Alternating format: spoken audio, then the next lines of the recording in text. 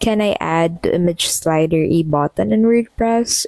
You can add buttons to image sliders in WordPress, and it's a great way to boost engagement with call to actions like shop now, learn more, or get started.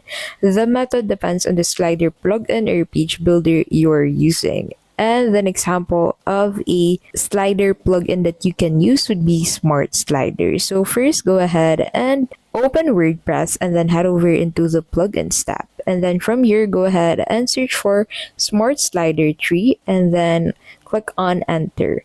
Now on the results, go ahead and click on Smart Slider tree and then go ahead and click on this upgrade and activate button at the right side of your screen to install this plugin into your WordPress account. So you need to avail the business plan on WordPress to be able to avail this. Smart Slider tree is one of the most popular slider plugins and it makes adding buttons super easy. Another plugin you can use is Elementor. So click on it and then go ahead and click on that upgrade and activate button at the right side of your screen. If you're using Elementor, you can build sliders with buttons using widgets or templates.